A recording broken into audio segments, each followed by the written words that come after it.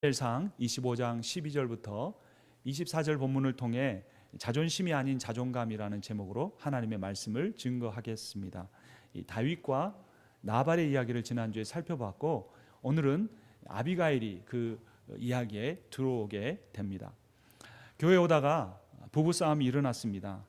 남편이 토라졌습니다. 남편이 운전하는 동안 아무 말도 하지 않았습니다.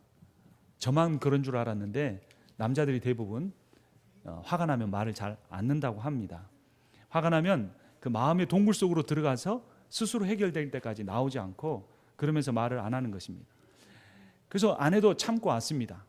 근데 교회 주차장에 왔는데 갑자기 주차장에서 후진으로 주차를 하는데 악셀레이터를 확 밟아서 뒤로 확 빼더니 끽 밟아서 그 좁은 공간에 집어넣습니다. 아내가 얼마나 놀라고 화가 났겠습니까? 그래서 정말 한번 이렇게 화가 나고 말을 하고 싶은데, 그때 갑자기 부부 세미나에서 들은 말이 생각났습니다. 아내가 남편을 세워줘야 한다는 겁니다. 그래서 아내가 꾹 참고 한번 입술을 꽉 깨물고 웃으면서 이렇게 말했습니다. 여보, 당신은 정말 주차를 잘해. 어떻게 그렇게 후진을 멋지게 하지? 이렇게 말해 주었습니다. 그때까지 한마디도 안 턴 남편이 갑자기 이렇게 말했습니다. 나는 후진으로 플로리다까지 갈 수 있어. 그동안 자존심이 상해서 한마디도 안 턴 남편이 그 칭찬 같지 않은 칭찬에 반응하고 표정도 달라지고 말도 하게 된 것입니다. 이 부부싸움은 대개 자존심 싸움입니다. 상대가 뭐를 잘못했기 때문에 싸우거나 화가 나는 게 아니라 상대방이 내 자존심을 건드렸다는 겁니다. 자존감이 약한 사람일수록 자존심이 셉니다. 이런 사람은 상대방의 의도와 달리 누군가의 말에 의해 쉽게 상처를 받거나 화를 냅니다. 자존심과 자존감이 어떻게 다를까요? 자존심은 내가 세우는 거고 자존감은 하나님께서 세워주시는 겁니다.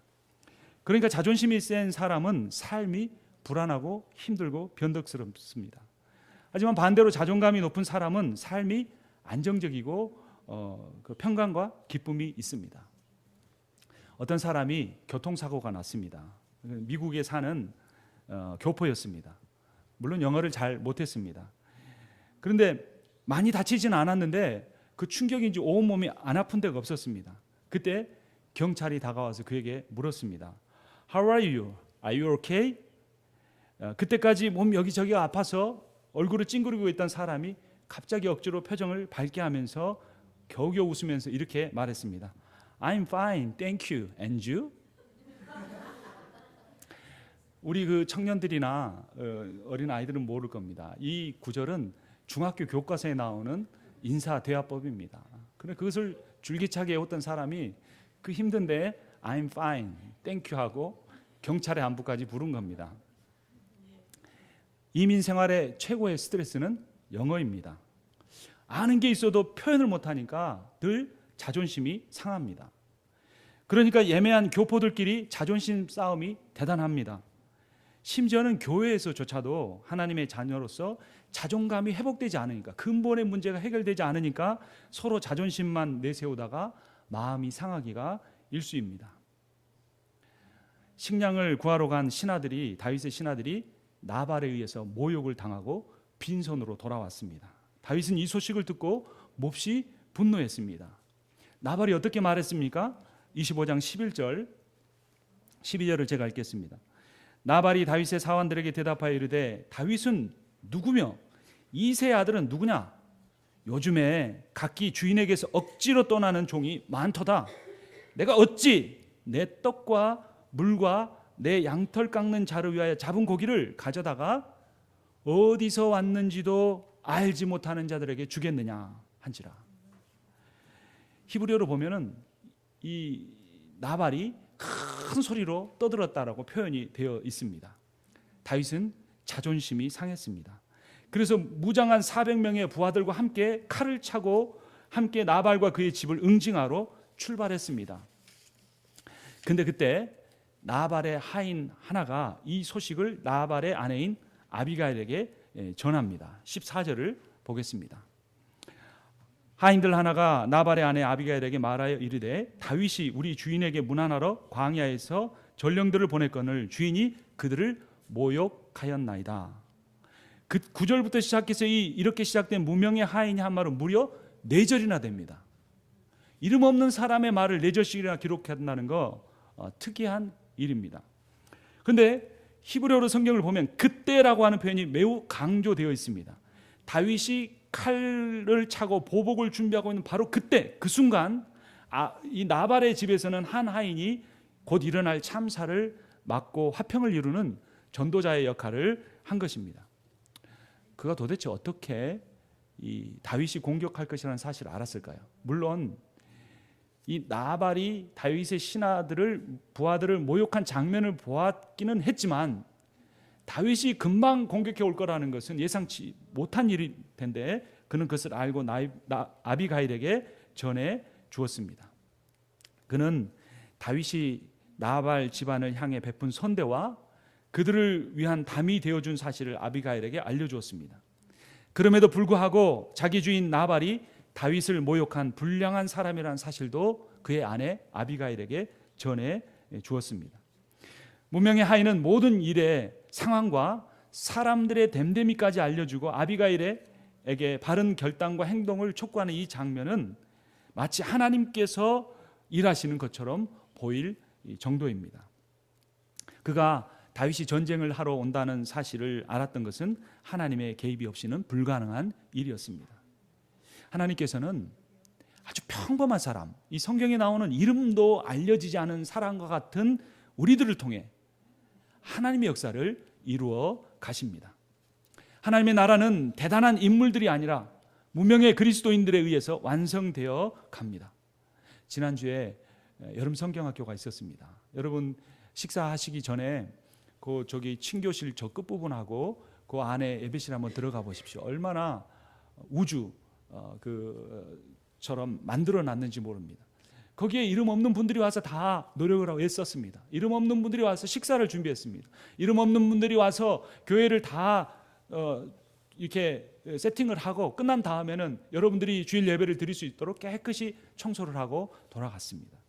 그 VBS뿐만 아니라 우리 교회가 매주 유지되기 위해서, 매달 유지되기 위해서 너무나 많은 이름 없는 분들이 바쁜 이민생활, 고단한 이민생활, 그 시간을 아끼고 물질을 아껴서 헌신하고 있고, 하나님께서는 그분들을 통하여 우리 교회의 놀라운 역사들을 이루어 가고 계십니다. 사람에게는 무명하지만 하나님께 유명한 사람이 좋은 신앙인입니다. 이 무명의 하인의 말을 들은 아비가일은 서둘러서 떡과 포도주 같은 기본 식량 외에 고기, 건포도, 무화과 등의 음식을 준비했습니다. 그리고 그녀는 어리석고 불량한 남편에게는 이 사실을 알리지 않고 다윗을 만나러 떠납니다. 여러분, 돼지에게는 진주를 던져주어도 가치를 모릅니다. 먹을 것밖에 좋아하지 않습니다. 그러니까 우리 일상에서 삶에서 만날 때 우리의 인생에서 그런 사람들과 다투지 않아야 합니다. 그런데 다윗은 그만 그 싸움에 말려들고 만 것입니다. 다윗의 일행과 아비가일의 일행이 산길에서 마주쳤습니다. 다윗은 선을 악으로 갚은 나발과 그에게 속한 모든 남자들을 내가 다 죽여버리겠다 이렇게 말했습니다. 그냥 들판에서 많은 수천 마리 양떼를 칠 때 사자나 곰 같은 맹수가 와서 물어갑니다. 다윗이 어렸을 때부터 목동이었기 때문에 그 상황을 잘 알았습니다. 부하들을 통해 지켜주었습니다. 또 도적대가 많았기 때문에 그의 재산을 잃을 수도 있는데 지켜주었습니다. 그런데 나발은 선대하기는커녕 다윗의 부하들을 모욕한 것입니다. 그런데 사실 다윗이 나발이 아닌 사울에게는 굉장히 선대했습니다. 지지난주에 살펴본 것처럼 동굴에서 사울을 죽일 수 있었는데도 불구하고 살려주었습니다. 나중에 이 사실을 깨달은 사울이 다윗을 향하여 울면서 소리를 높여 울며 이렇게 외쳤습니다. 나는 너를 학대하되 너는 나를 선대하니 너는 나보다 의롭도다. 보라, 나는 네가 반드시 왕이 될 것을 알고 이스라엘 나라가 내 손에 견고히 설 것을 아노니라고 고백할 정도였습니다. 그랬던 다윗이 나발에 대해서는 분노하고 죽이려고 합니다. 나발만 아니라 그의 집안 사람들을 다 죽이겠다고 공언하고 있습니다. 사람은 자기가 생각할 때 보잘것없어 보이는 사람에게 더 자존심을 내세웁니다. 당신 같은 사람이 나를 무시하다니 두고 보자 라고 생각하기가 쉽습니다. 자존감이 약한 사람일수록 상대에 따라 자존심을 내세우는 정도가 다르다는 겁니다. 다윗도 그런 사람의 범주에서 벗어나지 못하고 있습니다. 그런데 자존감이 강한 사람은 자기보다 훨씬 더 못해 보이는 사람이나 자기보다 훨씬 강한 사람에게 누구에게나 동일한 태도로, 선한 태도로 대할 수가 있습니다. 다윗도 처음부터 그렇게 자존심에 휘둘리는 사람은 아니었습니다. 그런데 아무런 이유 없이 인생을 쫓겨다녀야 했습니다. 목숨의 그 위기에 처한 때가 한두 번이 아니었습니다. 그러면서 그는 그의 자존감이 몹시 약해져 있었고 자존심에 의해서 좌우되는 그러한 인격의 사람으로 낮아지고 만 것입니다. 자신이 하나님이 세우신 왕이라는 자존감이 약해진 상태에서 나발에게 모욕을 당하고 나니 평정심을 잃고 분노에 가득 차고 만 것입니다. 다윗이 인간적인 자존심에 연연해서 그는 하나님의 기름 부은 왕으로서의 자존감마저도 순간적으로 상실한 것입니다. 여러분, 자존감은 절대적이고 자존심은 상대적입니다. 그러니까 내 자존감이 강하면 자존심 따위는 내려놓을 수가 있습니다. 내가 받아들이기 나름이고 생각하기 나름입니다. 제가 얼마 전에 홍삼환 한 병을 어떤 목사님에게 받았습니다. 그분도 다른 분한테 받았는데 자기들은 이거 잘 안 먹는다고 저한테 주셨습니다. 그래서 저는 감사하게 받았죠. 집에 와서 뚜껑을 열어보니까 좁쌀만한 그 홍삼 말려서 이렇게 동그랗게 해놓은 게 한 수백 개, 한 1000개는 들어있는 것 같더라고요. 요만한 병에. 그 홍삼 한 1000개가 개수가 많습니까? 적습니까? 고민이 되시나요? 다시 한번 여쭤보겠습니다. 요만한 병 안에 들어있는 홍삼 한 1000개가 많습니까? 적습니까? 네, 대부분은 많다고 하시고 몇몇 분은 적다고도 하십니다. 홍삼 한 알 1000개가 있다고 하면 그 1000개는 많지도 않고 적지도 않습니다. 그냥 1000개가 들어있을 뿐입니다. 제가 예를 들어볼게요. 제 아내가 그 홍삼안을 제가 잘 안 먹는 걸 보고 와서 저한테 이렇게 말하는 겁니다. 여보, 이거 하루에 5개씩 꼬박꼬박 먹어서 이거 다 먹으면 내가 카메라 렌즈 좋은 거 사줄게. 이러면 제가 그 홍삼안 알을 열심히 먹겠죠. 그런데 그 홍삼안 그 1000개가 날마다 그거 들여다보면서 많다고 느끼겠습니까? 적다고 느끼겠습니까? 왜 이렇게 많은지. 하루에 5개씩 먹으라고 그랬는데 먹어도 안 굴어드는 겁니다. 제 첫째, 둘째 아들이 이런 거 정말 먹기 싫어하고 첫째는 어렸을 때부터 좋아합니다. 환이 아니라 그 이렇게 액기스도 잘 먹었습니다. 아들한테 조금 같이 몰래 나눠 먹을까? 이런 생각을 할 수 있을 겁니다. 잘 안 줄어드는 거죠. 너무나 많게 느껴지는 겁니다. 그런데 제가 만약에 어떤 교통사고를 이렇게 당해서 온몸이 쑤시고 아프는 겁니다. 그래서 몸이 아프면 짜증이 나잖아요. 근데 먹기하기가 너무나 힘든 거죠. 근데 이 홍삼안을 어느 날 5알을 먹었더니 그 통증이 없어지는 겁니다. 그래서 이거를 5개를 먹을 때마다 그 통증이 없어져서 아주 힘있게 밝은 얼굴로 사역을 할 수 있는 겁니다. 그럼 날마다 그 홍삼안을 쳐다보고 이 개수가 적다고 느낄까요? 많다고 느낄까요? 더군다나 다른 약은 먹어도 효과가 없습니다. 그리고 이 홍삼안 한 병은 세상에 딱 한 병밖에 없습니다. 그러면 날마다 이게 언제 다 줄어들면 어떻게 하나 그러면서 금이야 오게 하고 밤에 잘 때는 혹시 첫째 아들이 꺼내 먹진 않을까 해가지고 베개 속에다가 감춰놓고 그거를 아껴서 먹을 겁니다.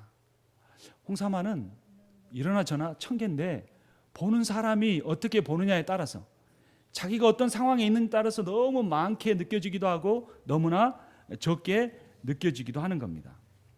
홍삼안의 개수는 자존감이고 홍삼안과 관련된 사연은 자존심입니다. 자존감은 객관적이고 절대적인 숫자와 같은 겁니다. 근데 자존심은 주관적이고 상대적입니다. 내 상황에 따라서, 내 기분에 따라서, 내 처지에 따라서 상황들을 다르게 받아들이는 것입니다. 자존감은 하나님께서 세워주시는 것이고 자존심은 내가 세우는 것입니다. 내가 하나님 안에 거하고 그분의 사랑을 받아들이면서 존귀한 사람이라는 자존감은, 갖게 되는 자존감은 영원토록 변하지 않은 진리입니다. 내가 돈을 많이 벌면, 내가 승진하면, 내 비즈니스가 잘 되면, 내 자녀들이 돈 잘 버는 대학에 가고 취직하면 내 자존심이 올라가고, 장사가 잘 안 되고 아이들에게 문제가 있고 내 몸이 아프면 내려가 버리는 이 자존심은 온유월 장마철의 날씨처럼 변덕이 심합니다.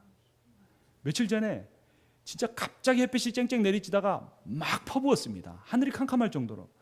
근데 그 전에 땅이 얼마나 달궈졌든지 30분 동안 내린 비가 거치자마자 한 30분 되어서 땅이 완전히 말라져 버렸습니다. 그렇게 변덕이 심한 것처럼 우리의 자존심도 쉽게 바뀐다는 겁니다. 하나님과의 관계 속에서 자존감이 세워지지 않은 사람은 자존심이 세고 거기에 따라서 화도 쉽게 내고 풀어지기도 쉽게 하는 것입니다. 자기 자존심이 약한 사람은 누가 자기 자존심을 조금 건드렸다고 느끼면 다른 사람의 자존심을 깔아 뭉개고 짓밟으려고 합니다. 이런 상황에, 이런 사람에 휘말려서 자신까지 자존심을 상하게 되면 안 됩니다. 그런데 다윗은 자존심의 문제만 아니라 자존감까지 흔들리게 된 겁니다. 내가 왕 맞아? 하나님 내게 기름 부어주신 게 맞아? 사울에게 쫓겨다닌 것도 부한데 나발 같은 사람에게 내가 이런 모욕을 당하다니 하면서 자존심이 흔들리기 시작했고 그의 자존감마저 무너지고 만 것입니다. 자존심이 상하는 것은 그 사람이 나에게 이렇게 대하다니라는 생각 때문입니다. 그때 강조점은 그 사람이 아니고 납니다. 그런데 가만히 생각해 보십시오. 나에게 그런 상처를 준 그 사람이 나에게만 상처를 줍니까? 어디 가서나 누구한테나 그렇게 하고 다닙니까? 대개의 경우 어디서나 누구한테나 그렇게 합니다. 그러니까 그 일은 그 사람의 문제가 아니라 나의 문제인 것입니다. 그 사람의 문제이지 나의 문제가 아닌 것입니다. 홍사만의 개수는 1000개인데 그것이 많다고 느끼거나 적다고 느끼는 것은 내 생각 여부에 달려 있는 것입니다. 홍사만 개수는 누구에게나 1000개입니다. 그 사람이 누구에게나 그렇게 대하는 것처럼 똑같을 뿐입니다. 나발이 그런 인간이었습니다. 나발을 불고 다니는 인간, 완고하고 행실이 악한 사람이었습니다. 다른 사람을 쉽게 매도하고 폄하하는 사람입니다. 10절을 보면, 17절을 보면 그의 종이 보기에도 불량한 사람이었습니다. 25절을 보면 그의 아내가 보기에도 미련한 사람이었습니다. 나발은 그냥 나발 같은 사람인데 어느 날 다윗이 그 사람을 만나서 그런 일이 된 거지 다윗에게만 그런 일이 그렇게 한 것이 아니라는 겁니다. 그런데 이런 사람에게 다윗도 휘말리고 말았습니다. 다윗은 자존심이 상하고 자존감까지 흔들려 분노하고 그만 죽이는 것이 아니라 그의 집안에 있는 남자들은 다 죽이겠다는 분노에 불타고 말았습니다. 그러나 나발은 나발일 뿐입니다. 그렇게 나의 문제가 아니라 그 사람의 문제로 보기 시작하면 내 안에 있던 분노가 사라지고 그 사람이 너무나 안 되고 불쌍하게 느껴지기 시작합니다. 그런 일을 겪을 때 한번 이렇게 마음속으로 생각해 보십시오. 한번 따라서 해볼까요? 나발은 나발일 뿐이다. 내 문제가 아니다. 나발 그가 문제다. 나발이 나발 불라고 내버려 두자. 다윗이 그를 죽이려고 가다가 아비가일을 만났습니다. 그리고 아비가일이 너무나 신앙적인 권면을 그렇게 하자 내버려 두고 회개하고 자리를 떠났습니다. 그래도 나발은 나발스럽게 살다가 하나님의 손에 의해서 죽었습니다. 다윗이 자기 칼에 피를 묻혔더라면 그는 혹시라도 하나님이 세우신 왕이 되는 과정에 큰 차질이 생길 수도 있었지만 하나님께 맡기고 돌아갈 때 하나님께서 처리해 주신 것입니다. 인간적인 자존심 같은 것은 버려두고 하나님이 우리에게 주시는 자존감으로 살기를 바랍니다. 하나님의 백성은 옛사람의 상징인 자존심에 의해 살지 않고 새사람의 상징인 자존감에 의해서 살아야 합니다. 에베소서 4장은 이렇게 말합니다. 너희는 유혹의 욕심을 따라 썩어져 가는 구습을 따르는 옛사람을 버리고 오직 너희의 심령이 새롭게 되어 하나님을 따라 의와 진리의 거룩함으로 지심을 받은 새 사람을 입으라. 골로새서 3장은 이렇게 말합니다. 너희가 서로 거짓말을 하지 말라. 옛사람과 그의 행위를 벗어버리고 새 사람을 입었나니 이는 자기를 창조하신 이의 형상을 따라 지시기까지 새롭게 하심을 입은 자들이니라. 자존심은 세속적 조건을, 세상적인 조건을 바탕으로 자기가 자기 자신을 높이려는 마음이고, 자존감은 하나님의 형상과 그분의 사랑을 바탕으로 하나님에 의해 높여진 마음이나 태도입니다.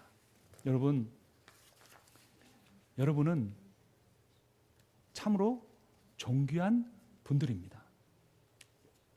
하나님이 창조 전부터 자기의 형상을 따라 나를 만드셨습니다. 근데 왜 내 가치를, 나의 자존감을 세상에서 찾습니까? 나와 똑같이, 자기와 자신과 똑같이 만들어주신 그 하나님의 사랑에서, 은혜에서 우리의 자존감을 찾고 우리가 얼마나 존귀한 존재인지를 알고 살아가야 합니다. 나는 예수 그리스도가 자신에게 하나밖에 없는 그 생명을 십자가에서 내어주실 만큼 사랑하는 그러한 존귀한 사람입니다.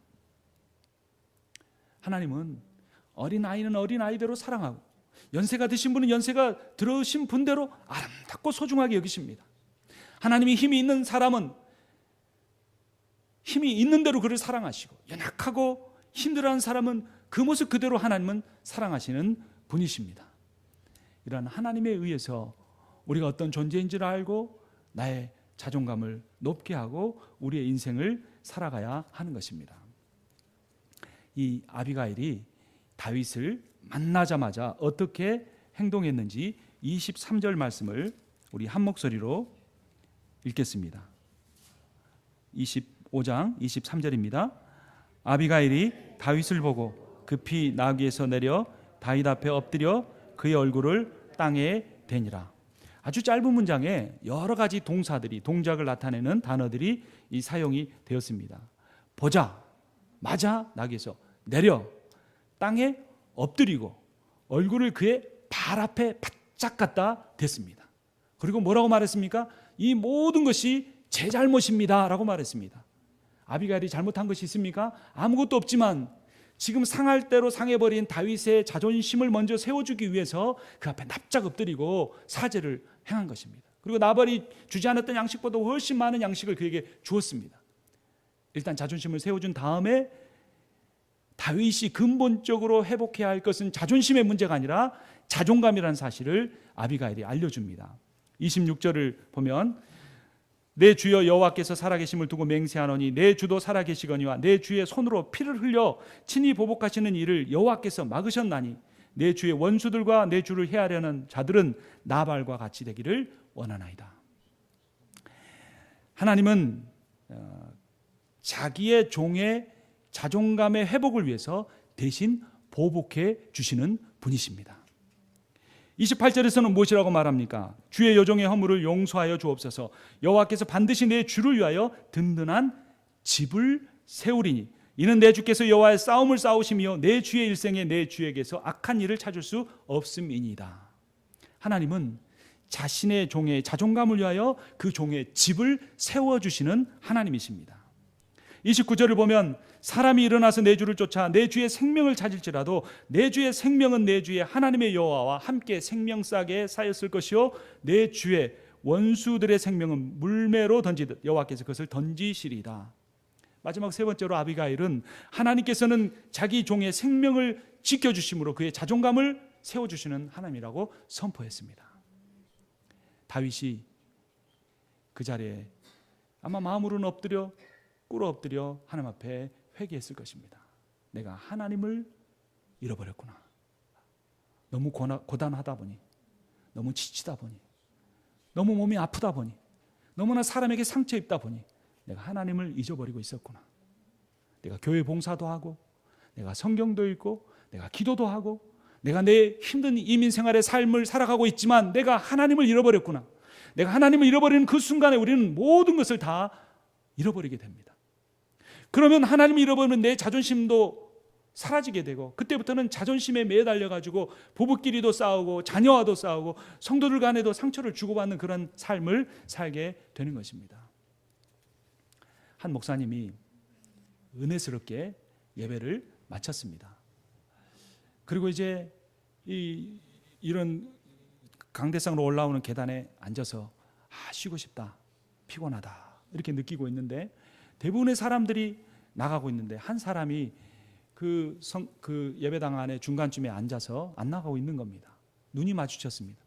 그 사람이 뭔가 자기에게 할 말이 있다는 그런 신호를 눈으로 보내왔습니다. 오라고 손짓을 했습니다. 그래서 오는데 한 5m 앞에 정도 왔는데 냄새가 지독한 겁니다. 이 세상에서 그렇게 지독한 냄새를 맡아본 적이 없을 정도였습니다. 옷도 자세히 보니 허름하고 머리는 헝클어져 있었습니다. 앞니는 하나가 빠져가지고 좀 볼품이 굉장히 없어 보이는 사람이었습니다. 목사님은 오늘 하루도 피곤한데 저 사람 무언가 또 나에게 원하는 것이 있어서 왔구나. 그러면서 마음속으로 빨리 저 사람을 보내고 내가 가서 쉬어야겠다 그랬습니다. 그리고 더 가까이 냄새를 꾹 참고 오게 해서 지갑을 꺼내서 우리 교회는 당신과 같은 분들이 올 때 어떻게 올 때 하기로 정한 것이 있습니다. 그래서 많이 드리지 못해 죄송합니다 하면서 오불을 꺼내서 그에게 주려고 했습니다. 그러자 그 홈리스와 같이 생긴 그 사람이 그분의 목사님의 손을 이렇게 막으면서 저에게 필요한 것은 목사님이 주신 오불이 아니라 방금 전에 목사님이 설교에서 전하신 예수 그리스도입니다 라고 말했습니다. 그때 그 목사님의 마음속에 큰 충격이 왔습니다. 내가 바로 전에 그 예수 그리스도의 사랑, 그 예수 그리스도의 구원, 그분이 있으면 모든 것을 얻은 것 같다는 그런 설교를 했는데 정작 나는 그 설교를 한 나는 그 주님이 내 안에 계시지 않기 때문에 저 사람이 원하는 그 예수 그리스도를 원한다는 사실도 내가 깨닫지 못하고 오불을 주어서 쫓아보내려고 했다라는 그러한 회개를 하게 되었습니다. 그래서 그 홈리스를 이렇게 꼭 껴안고 그 목사님이 먼저 울기 시작했습니다. 그래서 그 사람도 울기 시작했습니다. 그러면서 그는 그 모든 사람들이 떠나간 그 자리에 가장 예수님이 필요한 한 홈리스와 또 예수님이 가장 필요한 목사 자신을 위해서 한참을 울었습니다. 끝나고 나서 그를 깨끗하게 씻게 하고 그에게 예수 그리스도의 복음을 증거했습니다. 그가 예수 그리스도를 받아들이고 하나님의 자녀가 되었습니다. 그리고 그를 앞니도 치료를 해주고 교회 많은 그 관리 직원 중에 한 사람으로 채용을 했습니다. 그리고 1년에 한 번은 꼭 그 사람을 만나서 식사를 하고 그 사람과 친구가 되었습니다. 그 목사님은 많은 사역이 있었고 그 훌륭한 설교를 했지만 그의 자존감이 하나님과의 관계 속에서 세워지지 않았기 때문에 늘 지치고 피곤했고 그래서 결국 그에게 예수 그리스도를 찾으러 온 그 사람의 자존심을 건드리는 오불을 쫓아내려고 한 것입니다. 그러나 그 홈리스는 그 목사님에 의해서 자존심이 상했지만 그래도 방금 전에 들은 그 설교 시간에 들은 예수 그리스도, 내가 그분을 만나면 이 자존심이 문제가 아니라 내 자존감이 회복될 수 있다는 사실을 그가 믿었기 때문에 그 목사님에게 예수 그리스도를 더 깊이 전해달라고 외쳤던, 요청을 했던 것입니다. 이 시대에도 얼마나 많은 사람들이 물질, 학벌, 명예, 성공, 교만 그리고 자기의에 취해서 살아갑니까? 두려워해야 합니다. 근데 그렇게 겉으로 드러난 행동이 문제가 아니라 사실은 내가 하나님 말씀도 잘 알고 무엇인가 신앙의 열심도 있는 것 같지만 하나님을 인격적으로 깊이 그분의 용서와 그분의 자비와 긍휼을 체험하지 못하고 살아가기 때문에 이 힘든 이민 생활하면서 자존감이 회복되지 않고 그래서 늘 자존심에 매달리는 삶을 살고 있기 때문인 것입니다. 나를 세상에서 가장 존귀하게 여기시는 하나님의 사랑과 나를 위해 십자가에 죽으실 정도로 소중하게 여기시는 주님의 은혜로 충만하여져서 자존심에 연연하는 삶을 내려놓고 하나님의 자녀로서의 자존감을 붙들고 사시는, 그래서 늘 그 마음에 어떠한 상황 속에서도 평강과 기쁨이 넘쳐나시는 여러분과 제가 되기를 주님의 이름으로 축원합니다.